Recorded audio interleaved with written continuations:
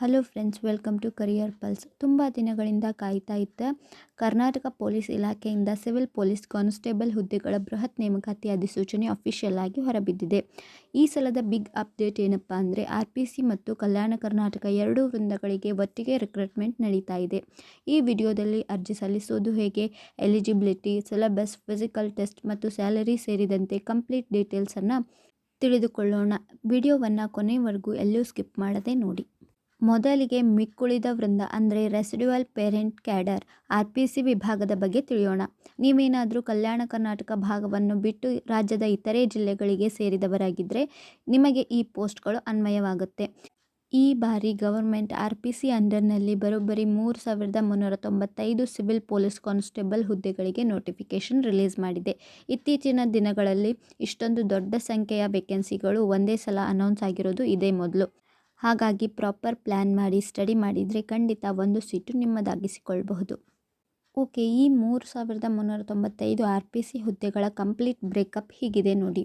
ನೇಮಕಾತಿ ಪುರುಷ ಅಭ್ಯರ್ಥಿಗಳಿಗೆ 2,266 ಹುದ್ದೆಗಳು, ಮಹಿಳಾ ಅಭ್ಯರ್ಥಿಗೆ 755 ಹುದ್ದೆಗಳು, ಸೇವಾನಿರತ ಪುರುಷರಿಗೆ 257 ಹುದ್ದೆಗಳು, ಸೇವಾನಿರತ ಮಹಿಳೆಯರಿಗೆ 82 ಹುದ್ದೆಗಳು, ತೃತೀಯ ಲಿಂಗಿ ಅಭ್ಯರ್ಥಿಗಳಿಗೆ 35 ಹುದ್ದೆಗಳನ್ನು ಮೀಸಲಿಡಲಾಗಿದೆ. ಇನ್ನು RPC ಆಯಿತು. ಇನ್ನು ಕಲ್ಯಾಣ ಕರ್ನಾಟಕ ಅಂದರೆ ಹಳೆ ಹೈದರಾಬಾದ್ ಕರ್ನಾಟಕ ಭಾಗದ ಜಿಲ್ಲೆಗಳಿಗೆ ಬರೋಣ. ಆರ್ಟಿಕಲ್ 371J ಅಡಿಯಲ್ಲಿ ಈ ಬಾರಿಯ ನೋಟಿಫಿಕೇಷನ್ನಲ್ಲಿ ಕಲ್ಯಾಣ ಕರ್ನಾಟಕ ವೃಂದಕ್ಕೆ 596 ಸಿವಿಲ್ PC ಹುದ್ದೆಗಳನ್ನು ನಿಗದಿಪಡಿಸಲಾಗಿದೆ. ಬೀದರ್, ಕಲಬುರಗಿ, ಯಾದಗಿರಿ, ರಾಯಚೂರು, ಕೊಪ್ಪಳ, ಬಳ್ಳಾರಿ ಮತ್ತು ವಿಜಯನಗರ ಜಿಲ್ಲೆಯ ಲೋಕಲ್ ಸರ್ಟಿಫಿಕೇಟ್ ಹೊಂದಿರುವ ಅಭ್ಯರ್ಥಿಗಳಿಗೆ ಇದು ಗೋಲ್ಡನ್ ಅಪಾರ್ಚುನಿಟಿ. ಹೊರಗಿನ ಜಿಲ್ಲೆಯವರ ಕಾಂಪಿಟೇಷನ್ ಇಲ್ಲಿರೋದಿಲ್ಲ. ಹಾಗಾಗಿ ಕಟ್ ಆಫ್ ಕೂಡ ಸ್ವಲ್ಪ ಕಡಿಮೆ ಬರಲಿದೆ. ಇದರ ಡಿವಿಷನ್ ಹೇಗಿದೆ ಅಂತ ಈಗ ನೋಡೋಣ.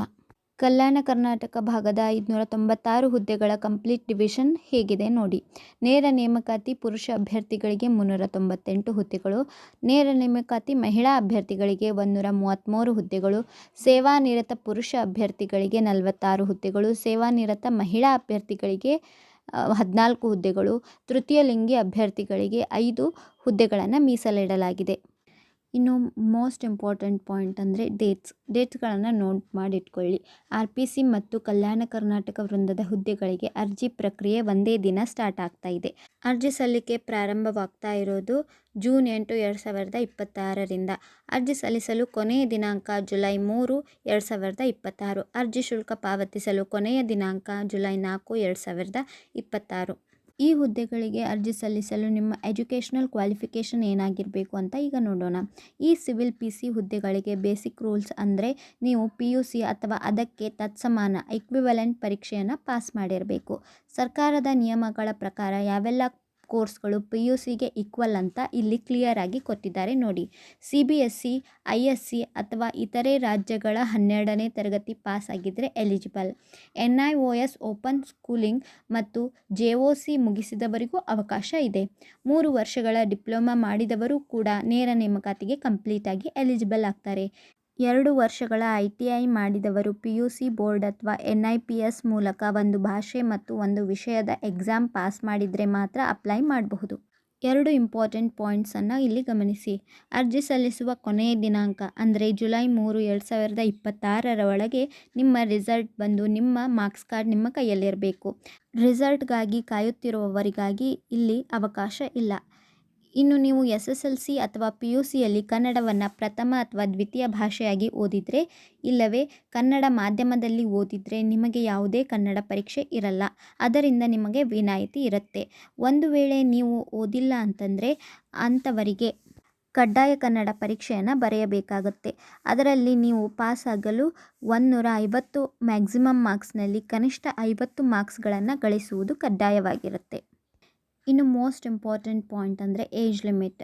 ಈ ಬಾರಿ ಗೌರ್ಮೆಂಟ್ ಬರೋಬ್ಬರಿ 5 ವರ್ಷಗಳ ವಯೋಮಿತಿ ಸಡಿಲಿಕೆ ನೀಡಿರೋದ್ರಿಂದ ಹಿರಿಯ ಆಸ್ಪಿರೆಂಟ್ಸ್ಗೆ ಇದೊಂದು ಬಿಗ್ ರಿಲೀಫ್.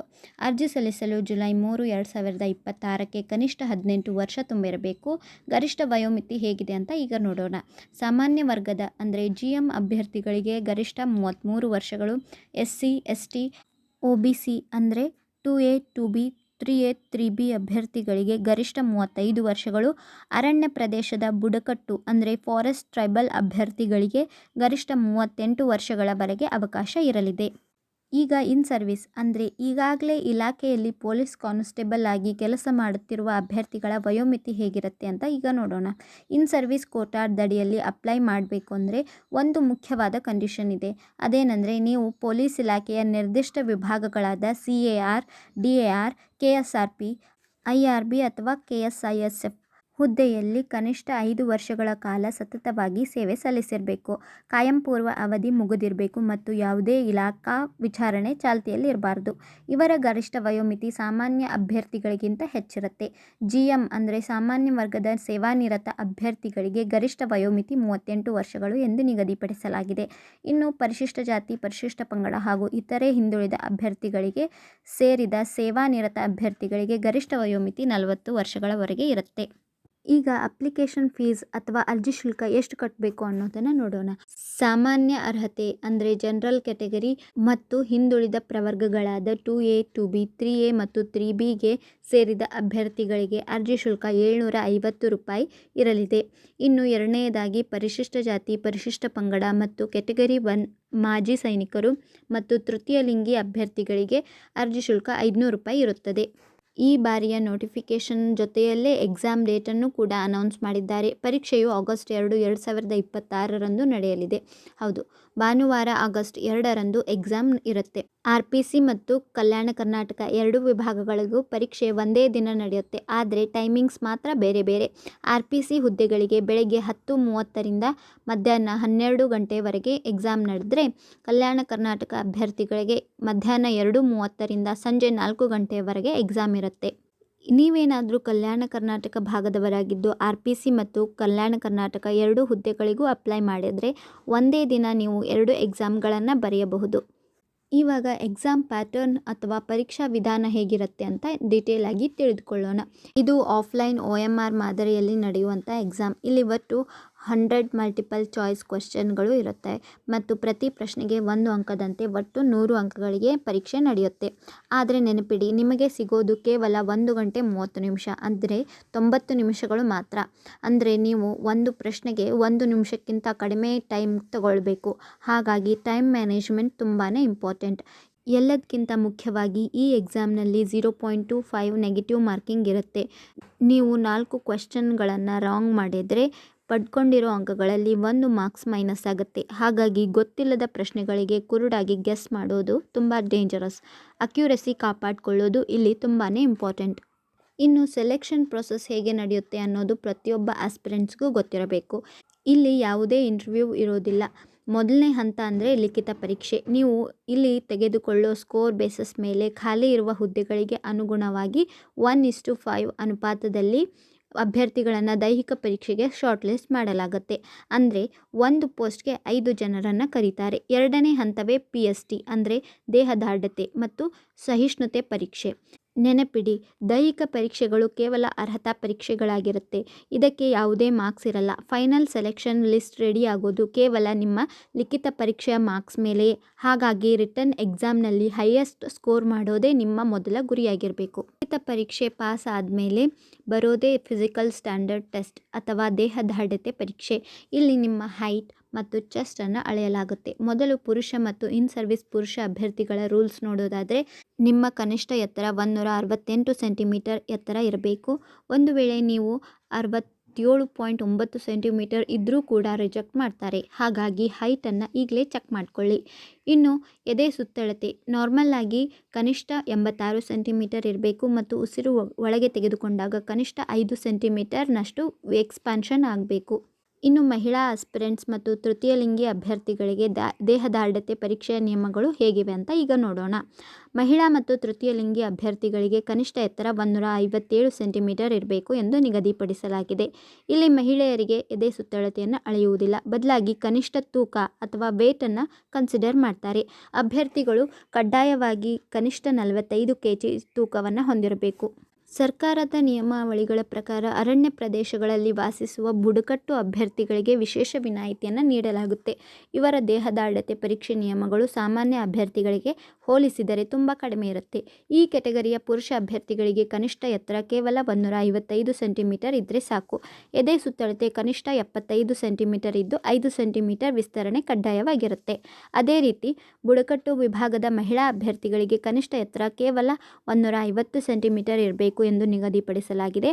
ಆದರೆ ವಿನಾಯಿತಿಯ ಲಾಭ ಪಡ್ಕೋಬೇಕು ಅಂದರೆ ನೀವು ಸಂಬಂಧಪಟ್ಟ ಅಧಿಕಾರಿಯಿಂದ ಪಡೆದ ಬುಡಕಟ್ಟು ಅಭ್ಯರ್ಥಿ ಎಂಬ ಅಫಿಷಿಯಲ್ ಸರ್ಟಿಫಿಕೇಟನ್ನು ಡಾಕ್ಯುಮೆಂಟ್ ವೆರಿಫಿಕೇಷನ್ ಸಮಯದಲ್ಲಿ ಕಡ್ಡಾಯವಾಗಿ ಸಬ್ಮಿಟ್ ಮಾಡಬೇಕಾಗುತ್ತೆ. ದೇಹದಾರ್ಢ್ಯತೆ ಪರೀಕ್ಷೆ ಕ್ಲಿಯರ್ ಆದ ತಕ್ಷಣ ನಿಮಗೆ ಸಹಿಷ್ಣುತೆ ಪರೀಕ್ಷೆ ಅಂದರೆ ಎಂಡ್ಯೂರೆನ್ಸ್ ಟೆಸ್ಟ್ ಇಡಲಾಗುತ್ತೆ. ಇದನ್ನು ರನ್ನಿಂಗ್ ಮತ್ತು ಜಂಪಿಂಗ್ ಟೆಸ್ಟ್ ಅಂತ ಕರಿತೀವಿ. ಮೊದಲು ಪುರುಷ ಅಭ್ಯರ್ಥಿಗಳಿಗೆ ಏನೆಲ್ಲ ಇವೆಂಟ್ಸ್ ಇರುತ್ತೆ ಅಂತ ನೋಡೋಣ. ಮೊದಲನೇ ಇವೆಂಟ್ 1600 ಮೀಟರ್ ಓಟ. ಇದನ್ನು ನೀವು ಕೇವಲ 6 ನಿಮಿಷ 30 ಸೆಕೆಂಡ್ಗಳಲ್ಲಿ ಮುಗಿಸಬೇಕು. ಆದರೆ ನೆನಪಿಡಿ, ರನ್ನಿಂಗ್ ಕೇವಲ ಒಂದೇ ಒಂದು ಅವಕಾಶ ಇರುತ್ತೆ. ಇದರಲ್ಲಿ ಪಾಸಾದವರಿಗೆ ಮಾತ್ರ ಮುಂದಿನ ಇವೆಂಟ್ಸ್ ಇರುತ್ತೆ. ಎರಡನೇ ಇವೆಂಟ್ ಎತ್ತರ ಜಿಗಿತ ಅಥವಾ ಹೈ ಜಂಪ್. ಕನಿಷ್ಠ 1.2 ಮೀಟರ್ ಅಥವಾ ಉದ್ದ ಜಿಗಿತ ಲಾಂಗ್ ಜಂಪ್ ಕನಿಷ್ಠ 3.8 ಮೀಟರ್ ದಾಟಬೇಕು.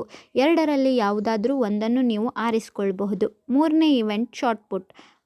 7.26 kg ತೂಕದ ಗುಂಡನ್ನು ಕನಿಷ್ಠ 5.6 ಮೀಟರ್ ದೂರ ಎಸೆಯಬೇಕಾಗುತ್ತೆ. ಹೈ ಜಂಪ್, ಲಾಂಗ್ ಜಂಪ್ ಮತ್ತು ಶಾರ್ಟ್ ಪುಟ್ಗೆ ನಿಮಗೆ ತಲಾ 3 ಅವಕಾಶ ಸಿಗುತ್ತೆ. ಆದರೆ ರನ್ನಿಂಗ್ ಮಾತ್ರ ಸಿಂಗಲ್ ಚಾನ್ಸ್ ಆಗಿರೋದ್ರಿಂದ ಈಗಲೇ ಗ್ರೌಂಡ್ ಪ್ರಾಕ್ಟೀಸ್ ಶುರು ಮಾಡಿ. ಈಗ ಮಹಿಳಾ ಅಭ್ಯರ್ಥಿ ಹಾಗೂ ತೃತೀಯ ಲಿಂಗಿ ಮತ್ತು ಮಾಜಿ ಸೈನಿಕ ಅಭ್ಯರ್ಥಿಗಳಿಗೆ ಸಹಿಷ್ಣುತೆ ಪರೀಕ್ಷೆ ಹೇಗಿರುತ್ತೆ ಅಂತ ನೋಡೋದಾದರೆ, ಇವರಿಗೆ ಈವೆಂಟ್ಸ್ ಮತ್ತು ಟೈಮಿಂಗ್ಸ್ನಲ್ಲಿ ರಿಯಾಯಿತಿ ಇದೆ. ರನ್ನಿಂಗ್ ಈವೆಂಟ್ ಇವರಿಗೆ ಇರೋದು ಕೇವಲ 400 ಮೀಟರ್ ಓಟ. ಇದನ್ನು ನೀವು 2 ನಿಮಿಷಗಳಲ್ಲಿ ಓಡಿ ಮುಗಿಸಬೇಕು. ಇಲ್ಲೂ ಕೂಡ ರನ್ನಿಂಗ್ ಕೇವಲ ಒಂದೇ ಒಂದು ಚಾನ್ಸ್ ಸಿಗೋದು. ಇನ್ನು ಜಿಗಿತದ ಈವೆಂಟ್ಗಳನ್ನು ನೋಡೋದಾದರೆ, ಎತ್ತರ ಜಿಗಿತ ಕನಿಷ್ಠ 0.9 ಮೀಟರ್ ಅಥವಾ ಉದ್ದ ಜಿಗಿತ ಕನಿಷ್ಠ 2.5 ಮೀಟರ್ ದಾಟಬೇಕು. ಇಲ್ಲೂ ಅಷ್ಟೇ, ಎರಡರಲ್ಲಿ ಒಂದನ್ನು ಚೂಸ್ ಮಾಡ್ಕೋಬಹುದು. ಇನ್ನು ಗುಂಡು ಎಸೆತ 4 kg ತೂಕದ ಗುಂಡನ್ನು ಕನಿಷ್ಠ 3.75 ಮೀಟರ್ ದೂರ ಎಸೆಯಬೇಕಾಗುತ್ತೆ. ಇನ್ನು ಪುರುಷರ ಥರಾನೇ ಇಲ್ಲೂ ಕೂಡ ಜಂಪಿಂಗ್ ಮತ್ತು ಶಾರ್ಟ್ ಪುಟ್ಗಳಿಗೆ 3 ಚಾನ್ಸಸ್ ಸಿಗುತ್ತೆ. ಮಹಿಳಾ ಅಭ್ಯರ್ಥಿಗಳಿಗೆ 400 ಮೀಟರ್ ಈಸಿ ಅನಿಸಿದ್ರೂ ಸರಿಯಾದ ಪ್ರಾಕ್ಟೀಸ್ ಇಲ್ಲದಿದ್ದರೆ ಕಷ್ಟ ಆಗುತ್ತೆ. ಸೊ ಇಂದಿನಿಂದಲೇ ರನ್ನಿಂಗ್ ಮಾಡೋದನ್ನು ರೂಢಿಸಿಕೊಳ್ಳಿ. ನೀವು ರಿಟರ್ನ್ ಮತ್ತು ಫಿಸಿಕಲ್ ಎಕ್ಸಾಮ್ ಎರಡನ್ನೂ ಪಾಸ್ ಮಾಡಿ ಸೆಲೆಕ್ಟ್ ಆಗಿದ್ದೀರಾ ಅಂದ್ಕೊಳ್ಳೋಣ. ಆದರೆ ಸೆಲೆಕ್ಟ್ ಆದ ತಕ್ಷಣ ನಿಮಗೆ ನೇರವಾಗಿ ಡ್ಯೂಟಿ ಸಿಗಲ್ಲ. ಅದಕ್ಕೂ ಮುನ್ನ ನೀವು ಟ್ರೈನಿಂಗ್ ಪೀರಿಯಡನ್ನು ಕಂಪ್ಲೀಟ್ ಮಾಡಬೇಕಾಗತ್ತೆ. ಆಯ್ಕೆಯಾದ ಎಲ್ಲ ಅಭ್ಯರ್ಥಿಗಳಿಗೆ 9 ತಿಂಗಳ ಮೂಲ ಬುನಾದಿ ತರಬೇತಿ ಅಂದರೆ ಬೇಸಿಕ್ ಟ್ರೈನಿಂಗ್ ಇರುತ್ತೆ. ಕರ್ನಾಟಕದ ವಿವಿಧ ಪೊಲೀಸ್ ಟ್ರೈನಿಂಗ್ ಸ್ಕೂಲ್ಗಳಲ್ಲಿ ನಿಮಗೆ ಕಾನೂನು, ಪರೇಡ್ ಮತ್ತು ದೈಹಿಕ ಫಿಟ್ನೆಸ್ ಬಗ್ಗೆ ಕಂಪ್ಲೀಟಾಗಿ ಟ್ರೈನಿಂಗ್ ಕೊಡ್ತಾರೆ. ಈ ಟ್ರೈನಿಂಗ್ ಮುಗಿಸಿ ಡ್ಯೂಟಿಗೆ ಜಾಯ್ನ್ ಆದ ದಿನದಿಂದ ಮುಂದಿನ 2 ವರ್ಷ 6 ತಿಂಗಳ ಕಾಲ ನೀವು ಪ್ರೊಬೇಷನರಿ ಅವಧಿಯಲ್ಲಿ ಇರ್ತೀರ. ಈ ಪೀರಿಯಡ್ನಲ್ಲಿ ನೀವು ನಿಮ್ಮ ಕೆಲಸದ ದಕ್ಷತೆ ಚೆನ್ನಾಗಿದ್ದಾಗ ಮಾತ್ರ ನಿಮ್ಮನ್ನು ಕಾಯಂ ಸರ್ಕಾರಿ ನೌಕರರು ಅಂತ ಡಿಕ್ಲೇರ್ ಮಾಡಲಾಗುತ್ತೆ. ಪ್ರತಿಯೊಬ್ಬರಿಗೂ ಕ್ಯೂರಿಯಾಸಿಟಿ ಇರೋ ವಿಷಯ ಅಂದರೆ ಸ್ಯಾಲರಿ ಮತ್ತು ಪೆನ್ಷನ್ ಸೌಲಭ್ಯ. ಪೊಲೀಸ್ ಕಾನ್ಸ್ಟೇಬಲ್ ಹುದ್ದೆಗೆ 7ನೇ ವೇತನ ಆಯೋಗ ಜಾರಿಯ ನಂತರ ವೇತನ ಶ್ರೇಣಿ ತುಂಬ ಆಕರ್ಷಕವಾಗಿದೆ. ಬೇಸಿಕ್ ಪೇ ಸ್ಕೇಲ್ ಬಂದು 37,500 ರೂಪಾಯಿಂದ ಪ್ರಾರಂಭವಾಗಿ 76,100 ರೂಪಾಯಿವರೆಗೆ ಇರುತ್ತೆ. ಅಂದರೆ ನೀವು ಕೆಲಸಕ್ಕೆ ಸೇರಿದ ಮೊದಲನೇ ತಿಂಗಳಲ್ಲೇ ಬೇಸಿಕ್ ಪೇ ಜೊತೆಗೆ HRA, DA, ಮೆಡಿಕಲ್ ಅಲೋವೆನ್ಸ್ ಎಲ್ಲ ಸೇರಿ 45,000ದಿಂದ 50,000ವರೆಗೂ ಗ್ರಾಸ್ ಸ್ಯಾಲರಿ ಸಿಗುತ್ತೆ. ಇನ್ನು ರಿಟೈರ್ಮೆಂಟ್ ಲೈಫ್ ಸೆಕ್ಯುರಿಟಿ ಬಗ್ಗೆ ಹೇಳೋದಾದರೆ, ಹೊಸ ರಾಷ್ಟ್ರೀಯ ಪಿಂಚಣಿ ಯೋಜನೆ ಅಂದರೆ NPS ಸೌಲಭ್ಯ ಈ ಹುದ್ದೆಗಳಿಗೆ ಅನ್ವಯವಾಗುತ್ತೆ. ಫ್ರೆಂಡ್ಸ್, ಈಗ ಹೇಳೋ ವಿಷಯವನ್ನು ದಯವಿಟ್ಟು ಗಂಭೀರವಾಗಿ ಕೇಳಿಸ್ಕೊಳ್ಳಿ. ಯಾಕೆಂದರೆ ಎಷ್ಟೋ ಜನ ಕಷ್ಟಪಟ್ಟು ಓದಿ 100ಕ್ಕೆ 85, 90 ಮಾರ್ಕ್ಸ್ ತೊಗೊಂಡ್ರೂ ಕೂಡ ಡಾಕ್ಯುಮೆಂಟ್ ವೆರಿಫಿಕೇಷನ್ ಸಮಯದಲ್ಲಿ ಸೂಕ್ತ ಪ್ರಮಾಣಪತ್ರ ಇಲ್ಲದೆ ರಿಜೆಕ್ಟ್ ಆಗ್ತಾರೆ. ಆ ತಪ್ಪು ನಿಮ್ಮಿಂದ ಆಗಬಾರ್ದು. ಅರ್ಜಿ ಸಲ್ಲಿಸುವಾಗ ನಿಮ್ಮ ಹತ್ರ ಈ ಪ್ರಮುಖ ದಾಖಲೆಗಳು ಇರಲೇಬೇಕು. ಶೈಕ್ಷಣಿಕ ದಾಖಲೆಗಳು ಅಂತಂದರೆ SSLC marks card, date of birth ಪ್ರೂಫ್ಗಾಗಿ PUC ಅಥವಾ ತತ್ಸಮಾನ ಅಂಕಪಟ್ಟಿ ಇರಬೇಕು. ಮತ್ತು ಜಾತಿ ಆದಾಯ ಪ್ರಮಾಣಪತ್ರ, SC ST category 1, 2A, 2B, 3A, 3B ಸರ್ಟಿಫಿಕೇಟ್ಗಳು ನಿಮ್ಮ ಹತ್ರ ಇರಲೇಬೇಕು. ವಿಶೇಷ ಮೀಸಲಾತಿ ಅಂದರೆ ಗ್ರಾಮೀಣ, ಕನ್ನಡ ಮಾಧ್ಯಮ, ಯೋಜನಾ ನಿರಾಶ್ರಿತ ಪ್ರಮಾಣಪತ್ರಗಳು ನಿಮ್ಮ ಹತ್ರ ಇರಬೇಕು. ಎಲ್ಲಕ್ಕಿಂತ ಮುಖ್ಯವಾದ ಕಂಡೀಷನ್ ಏನಪ್ಪ ಅಂದರೆ, ಈ ಎಲ್ಲ ಪ್ರಮಾಣಪತ್ರಗಳು ಅರ್ಜಿ ಸಲ್ಲಿಸಲು ನಿಗದಿಪಡಿಸಿದ ಕೊನೆಯ ದಿನಾಂಕ ಅಂದರೆ ಜುಲೈ 3, 2026 ಒಳಗೆಯೇ ಇಶ್ಯೂ ಆಗಿರಬೇಕು. ಲಾಸ್ಟ್ ಡೇಟ್ ಆದಮೇಲೆ ಮಾಡಿಸಿದರೆ ಅದು ಸಿಂಧು ಆಗಲ್ಲ. ಸೊ ಇವಾಗಲೇ ವ್ಯಾಲಿಡಿಟಿ ಚೆಕ್ ಮಾಡಿಟ್ಕೊಳ್ಳಿ. ಲಿಖಿತ ಪರೀಕ್ಷೆ ಮತ್ತು ಫಿಸಿಕಲ್ ಟೆಸ್ಟ್ ಮುಗಿದ ಮೇಲೆ ತಾತ್ಕಾಲಿಕ ಆಯ್ಕೆ ಪಟ್ಟಿ ಪ್ರಕಟ ಮಾಡ್ತಾರೆ. ಅದರಲ್ಲಿ ಹೆಸರಿರೋ ಅಭ್ಯರ್ಥಿಗಳಿಗೆ ಕೊನೆಯದಾಗಿ ಮೆಡಿಕಲ್ ಟೆಸ್ಟ್ ಅಂದರೆ ವೈದ್ಯಕೀಯ ಪರೀಕ್ಷೆಯನ್ನು ನಡೆಸಲಾಗುತ್ತೆ. ಈ ಟೆಸ್ಟ್ನಲ್ಲಿ ಪ್ರಮುಖವಾಗಿ ನಿಮ್ಮ ಕಣ್ಣಿನ ದೃಷ್ಟಿ, ಕಲರ್ ಬ್ಲೈಂಡ್ನೆಸ್ ಇದೆಯಾ ಅಂತ ಚೆಕ್ ಮಾಡ್ತಾರೆ. ಕಿವಿ ಸರಿಯಾಗಿ ಕೇಳಿಸುತ್ತಾ ಇಲ್ವಾ ಅಂತ ನೋಡಲು ಶ್ರವಣ ದೋಷ ತಪಾಸಣೆ ಮಾಡ್ತಾರೆ. ದೈಹಿಕ ನ್ಯೂನತೆಗಳಾದ ನಾನ್ ಕೀಸ್, ಫ್ಲಾಟ್ ಫುಟ್, ಬೋ ಲೆಗ್ಸ್ ಮತ್ತು ವೆರಿಕ್ಲೋಸ್ ವೇನ್ಸ್ ತರಹ ಯಾವುದೇ ಗಂಭೀರ ಸಮಸ್ಯೆಗಳು ನಿಮಗೆ ಇರಬಾರ್ದು. ನಾರ್ಮಲ್ ಆಗಿ ಹೆಲ್ದಿ ಆಗಿರೋ ವ್ಯಕ್ತಿಗೆ ಈ ಟೆಸ್ಟ್ ತುಂಬ ಈಸಿ ಇರುತ್ತೆ. ಹಾಗಾಗಿ ಇದರ ಬಗ್ಗೆ ಅತಿಯಾಗಿ ತಲೆ ಕೆಡಿಸಿಕೊಳ್ಳುವ ಅಗತ್ಯವಿಲ್ಲ. ಈಗ ಅಪ್ಲಿಕೇಶನ್ ಹೇಗೆ ಹಾಕೋದಂತ ನೋಡೋಣ. ಈ ಬಾರಿ ನೇಮಕಾತಿ ಜವಾಬ್ದಾರಿಯನ್ನು KEA ವಹಿಸಿರೋದ್ರಿಂದ ಅಭ್ಯರ್ಥಿಗಳು ಆನ್ಲೈನ್ ಮೂಲಕ ಅಧಿಕೃತ ವೆಬ್ಸೈಟ್ cet.online.karnataka.government.in ಗೆ ಭೇಟಿ ನೀಡಿ ಅರ್ಜಿಯನ್ನು ಸಲ್ಲಿಸಬೇಕಾಗುತ್ತೆ. ಅಪ್ಲಿಕೇಶನ್ ತುಂಬುವಾಗ ನಿಮ್ಮ ಹೆಸರು, mobile number, email ID, marks ವಿವರಗಳನ್ನು ಯಾವುದೇ ತಪ್ಪಿಲ್ಲದಂತೆ ಎಂಟರ್ ಮಾಡಿ. ಫೋಟೋ ಮತ್ತು ಸಿಗ್ನೇಚರನ್ನು ಸರಿಯಾಗಿ ಅಪ್ಲೋಡ್ ಮಾಡಿ. ಅರ್ಜಿ ಸಲ್ಲಿಸುವಾಗ ನಿಮಗೆ ಏನಾದರೂ ತಾಂತ್ರಿಕ ತೊಂದರೆ ಆದರೆ ಅಥವಾ ಡೌಟ್ಸ್ ಇದ್ದರೆ KEAಯ ಅಧಿಕೃತ ಸಹಾಯವಾಣಿಗೆ ಕಾಲ್ ಮಾಡಬಹುದು. ಸೊ ಫ್ರೆಂಡ್ಸ್, ಇದಾಗಿತ್ತು ಕರ್ನಾಟಕ ಸಿವಿಲ್ ಪೊಲೀಸ್ ಕಾನ್ಸ್ಟೇಬಲ್ ನೇಮಕಾತಿಯ RPC ಮತ್ತು ಕಲ್ಯಾಣ ಕರ್ನಾಟಕ ವೃಂದದ ಕಂಪ್ಲೀಟ್ ಡೀಟೇಲ್ಸ್. ಹುದ್ದೆಗಳ ಸಂಖ್ಯೆ ತುಂಬ ದೊಡ್ಡದಾಗಿದೆ ಮತ್ತು ಟೈಮ್ ಕೂಡ ಲಿಮಿಟೆಡ್ ಆಗಿದೆ. ಈ ಚಾನ್ಸನ್ನು ಮಿಸ್ ಮಾಡ್ಕೋಬೇಡಿ. ಈ ವಿಡಿಯೋ ನಿಮಗೆ ಇಷ್ಟ ಆಗಿದ್ದರೆ ಮತ್ತು ಹೆಲ್ಪ್ಫುಲ್ ಅನಿಸಿದ್ರೆ ಈಗಲೇ ಒಂದು ವಿಡಿಯೋಗೆ ಲೈಕ್ ಮಾಡಿ. ನಿಮ್ಮ ಫ್ರೆಂಡ್ಸ್ ಯಾರೆಲ್ಲ ಪೊಲೀಸ್ ಎಕ್ಸಾಮ್ಸ್ಗೆ ಪ್ರಿಪೇರ್ ಆಗ್ತಾ ಇದ್ದಾರೋ ಅವರಿಗೆಲ್ಲ ವಾಟ್ಸಪ್ ಮತ್ತು ಟೆಲಿಗ್ರಾಮ್ನಲ್ಲಿ ಈ ವಿಡಿಯೋವನ್ನು ತಪ್ಪದೇ ಶೇರ್ ಮಾಡಿ. ಇಂಥದ್ದೇ ಲೇಟೆಸ್ಟ್ ಗೌರ್ಮೆಂಟ್ ಜಾಬ್ ಅಪ್ಡೇಟ್ಸ್ಗಾಗಿ ನಮ್ಮ ಚಾನಲ್ ಸಬ್ಸ್ಕ್ರೈಬ್ ಆಗೋದನ್ನು ಮರಿಬೇಡಿ. ಪಕ್ಕದಲ್ಲೇ ಇರೋ ಬೆಲ್ ಐಕಾನ್ನ ಕ್ಲಿಕ್ ಮಾಡಿ. Thanks for watching.